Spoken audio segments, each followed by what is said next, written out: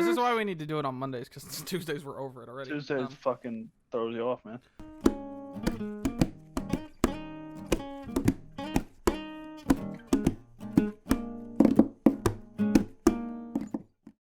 Hey guys, what is up? Welcome back to the Hell If I Know podcast, episode 7 this time? Yeah, this is episode 7. I know that for a fact now. I'm not going to get it wrong again. This is going to come up in a future video when I edit this part in when I said I wouldn't get it wrong again. I am Navy Boy, otherwise known as Josh. He is Mac, otherwise known as Wapu, otherwise known as Nightmare, otherwise known as whatever the fuck he's going by on the server these days. Mom Spaghetti also included. Mom Spaghetti's also included. Dad's Tangiletti is going to be the next thing. I don't even know what Tangiletti is. You know what it would be? It'd be Dad's Tetrazzini. That would be a good one. Yeah, I like it. Dad's Tetrazzini. Working. I'm going to change that right now. You're going to be Dad's Tetrazzini from now on? Yeah. Dude, Tetrazzini's nasty. Like, never had it. It's not great. Like macaroni salad? It's like tuna and mayo in it. It's like that, but then you like bake it. Gross. Yeah. Like it's really crusty on the top. Like I don't dislike crunchy pasta when it's baked like that, but I mean, there's a certain point when it's like it's raw again. You know what I mean? Like we've crossed back over the threshold. Already off fucking topic. Already off topic. Okay, so that's a different podcast. You should watch that podcast though. So shout out. One thing I wanted to talk about this week, which hit me yesterday while playing War Thunder, and I know I'm completely a psychopath for this coming to my mind, but when you're in a main menu of a big multiplayer game, like a game that you're gonna like, Overwatch is a good example, War Thunder is a good example, World of Warcraft's a good example. Games where you're gonna be waiting to build a lobby or things like that. There is no need. I'm doing the SpongeBob like what in tarnation thing with my hands. Boy, no need for loud music the entire time we're on the main menu. Like, we get it. You paid a shit ton of money for a composer. I respect that. And I can just turn it down. I do. But in some games, like, it's not like that. Like, the idle music just isn't that loud. Like, War Thunder yesterday, I was trying to talk to a friend of mine on call, and it's like, holy shit, I can't even... I had to tell him to wait so I could turn it down, then talk to him. Because my brain just could not fathom the two things out.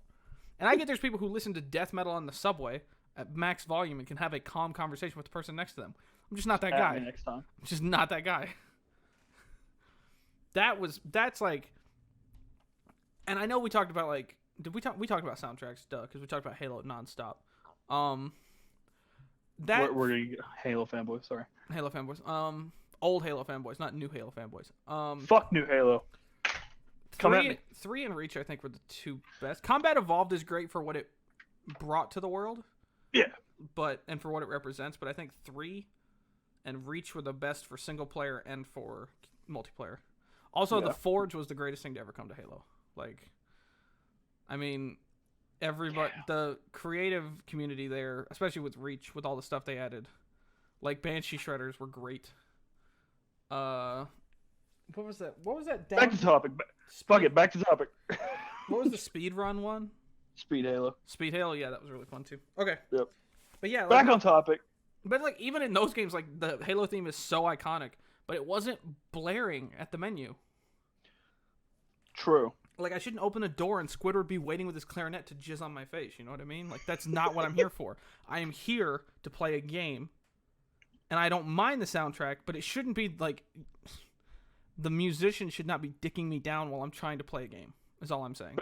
Basically, I'm here to play a game, not to get ear raped. That's it. Yeah, like I don't want to be like an asshole. It's just like goddamn. Oh, side note, I was looking up shitty video game theme songs. I'm gonna recommend 2 to you. 1942 on the NES and Crazy Bus. I think you'll understand both of them when you open it up. Are they like those like dubstep before it was dubstep kind of themes? Like you remember those from like older, like you remember when Game Boy Advance had like theme, like the Harry Potter theme was on there, but it was like somebody was squeezing a calculator and threatening its family, like that kind of thing. Yeah, see, the difference between that and dubstep is dubstep's actually good. But you know what I mean though, like I know exactly what you mean. Yeah. Fucking, it was like college dorm dubstep versus professionally produced dubstep. Yeah. 1942 is literally one single note followed by drums that sound like a plastic bag. Insert Katy Perry joke here. And then Crazy Bus, you just need to look it up, and I think you'll understand perfectly. I think I remember Crazy Bus. Dude, I don't want to, but I think I do. Fuck, I'm gonna find the goddamn song, and I'm gonna. You know what link it? You know what it reminded me of? You remember? Oh, side note: GTA announced a new DLC this week. That's Gay Tony's coming back to GTA. I'm so excited. He's gonna be in Los Santos, and he founds a nightclub, and you can use it as like a hub for your illegal activity. So it's like the bunker, but with people dancing. And like at one of the missions they teach, you have to like recruit a DJ, and there's like 10 options. Like one of them comes in on a plane that he like hijacked the plane and wrecked an engine, so he like crash landed in the desert. Yeah. And when you get him to the club, he goes like, "Oh, you know, fucking if you're gonna buy a cheap plane, that's what happens." Like he wrecked a jet, and he was like, he bought a cheap plane. Shit happens, you know. I just linked you the Crazy Bus theme song. You want me to listen to it like right now? If you're feeling ballsy, go for it. We're gonna listen. You don't have to. We're gonna listen to it right now. And worst case, I just will edit it out and not put you guys through this. No, fucking put them through it. They deserve it. I'm not listening to any of that. Okay. Dude, it's so bad. It's like, you remember is it Flight of the Bumblebees? Or it's like like that thing? It's Flight of the something. It sounds like, I don't think it's not Flight of the Valkyries, so that's a different song. But there's friggin' it sounds like that, but somebody typing it on a calculator. Like you know, it sounds like a bank teller machine. It's like to any Pokemon fan out there, that was the original Lavender Town's theme song right there. That was the one that made you want to kill yourself. Dude, why games from those consoles, games that could barely render the images they were showing, were like, I've got an idea. Let's play some music. Let's play music. It's the idea of, like, we had... So, like, there's a big thing now with, like, VR coming to education. Yeah. And the issue was when VR first came out, it was like any technology when it first comes out. It was like cars when they first came out. It was like wagons when they first came out. They're not accessible to everyone because they're expensive as shit. So, yeah. At first, universities were, like, jumping on it because, you know, it was like, we just want to get on the bandwagon of the new shit. The new shiny object came out. We're all distracted and drooling. Let's go play with it. Not even my quote. From a meeting I was in, that was what the guy said. So, from there, what you end up with is the crazy thing of, oh yeah, hey, now we have this thing that's actually accessible now. Like, there's the Oculus Go, which I didn't even know existed until, like, a week ago. Is it like Pokemon Go, or? The Oculus Go... Fucking shut up. The Oculus Go is its own mobile computer. Like, it's the size of an Oculus Rift, but it can process its own images and can access the internet from itself. And you can access, like, the YouTube VR suite, and you can access, like, all these 360 video tours and photo tours of places.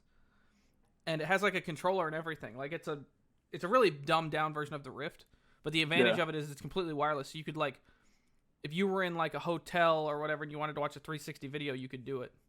And you didn't have to hook up your whole Rift and stuff like that. But even like the HTC Vive, I think the Vive is I don't remember how much the Vive is. Shit. I'm gonna look that up on my phone real quick. My bus, I got it. Hold up. But they're not as expensive. Virtual reality is not as expensive as it used to be. I'm gonna look up the Vive. HTC Vive is $500 new. That's not a terrible price point though for that kind of system.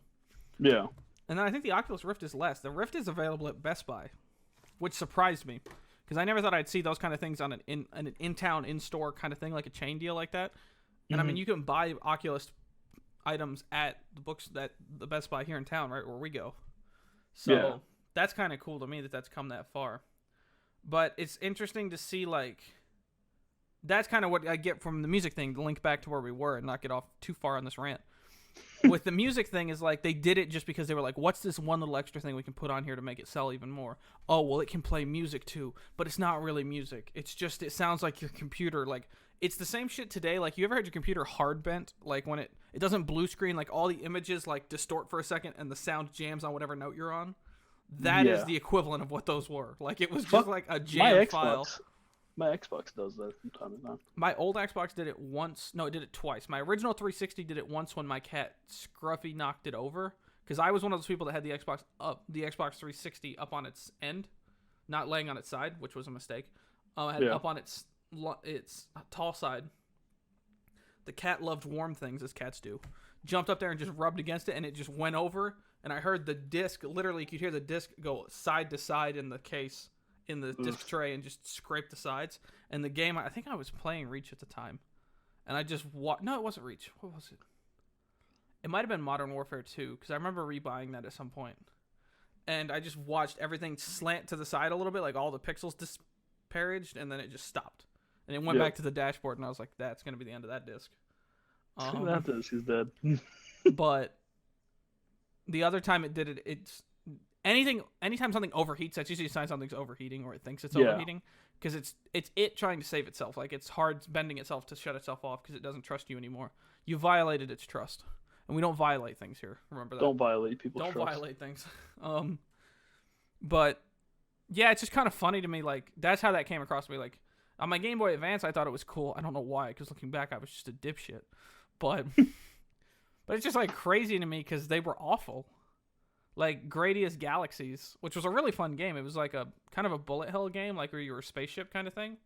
Yeah. Left to right kind of deal, and it was just terrible. Like, the fourth time you play through the game, which back then, when you had games like that, you played through them all the time, I would always have the music off. Like, I was like, no, we're not going through this again. Well, I've gotten to the point to, like, a good 80% of my games, music's off all the time. The thing I liked about, now I will say this about the Fallout games, is there's an ambient soundtrack that I think a lot of people probably don't even know exists. But it's not playing the whole time. So that's what I was saying. So it's like with the Fallout games, when there's combat initiated, you get a sound cue. That I don't mind. But it doesn't, to me, it doesn't need to be a constant thing.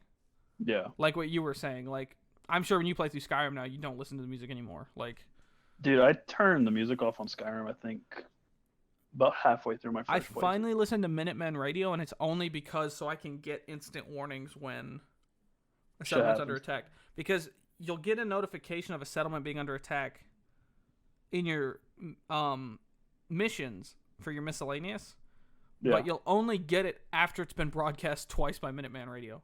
And that battle is actually happening while you're having that discussion, so you can walk up on it. So, like, it's better if you know it immediately and you can travel there.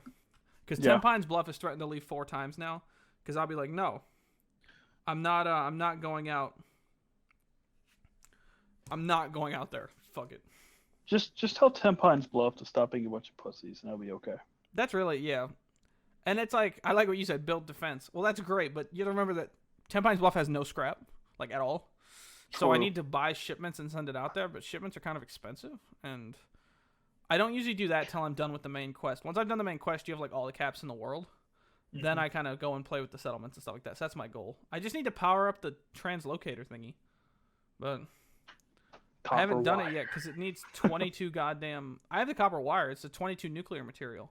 Which you're like, you can get some super mutants. Yeah, but for some reason the super mutants in my game have just disappeared. Like, the population dropped off. So... Oh, well, fuck.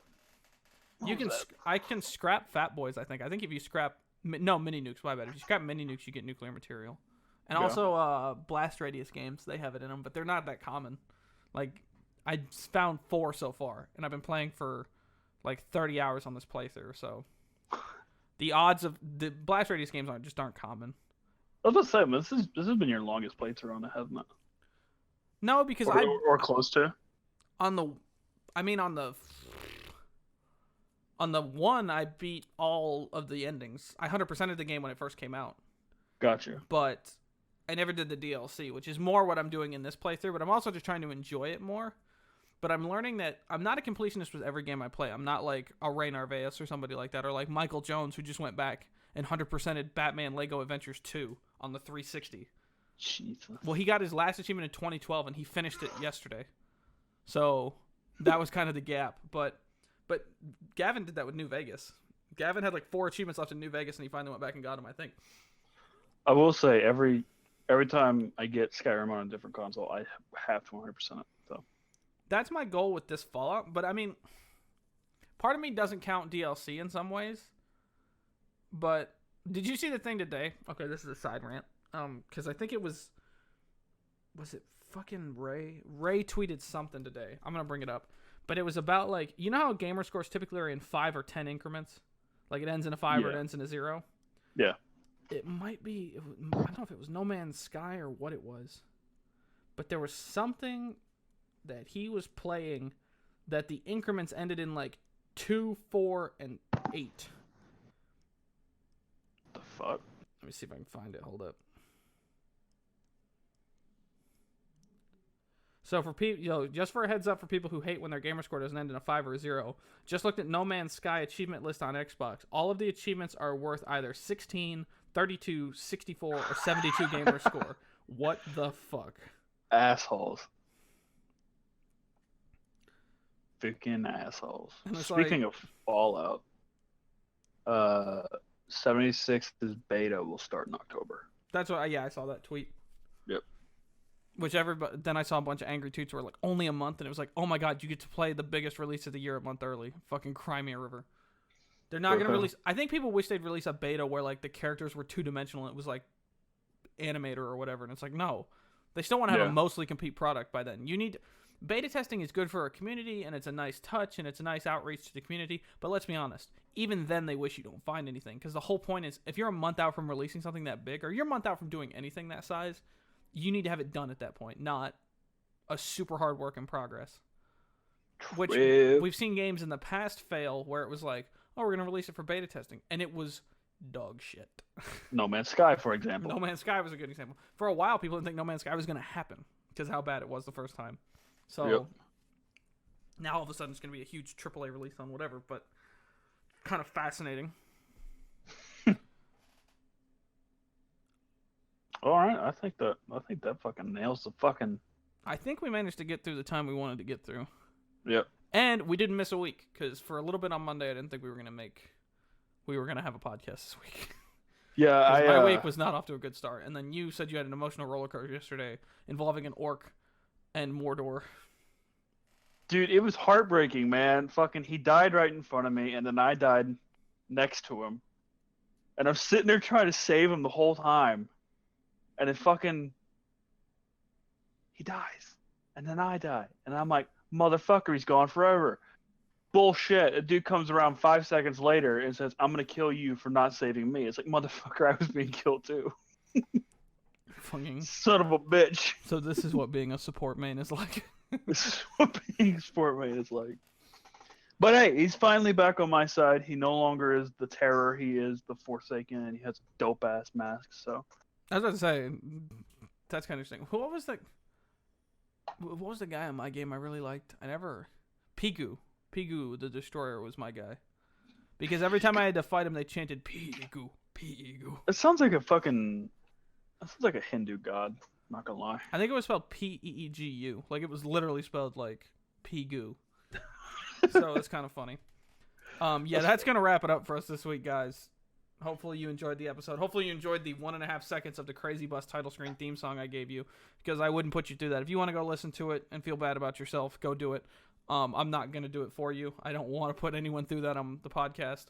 Hope you guys enjoyed this episode. As always, I'm Josh. He's Mac. I'm Navy Boy. He's any of the list of names at the beginning of the show. Go back and listen to him again if you want to. And be sure to stay awesome and come back next time. See you guys later. Join the cult.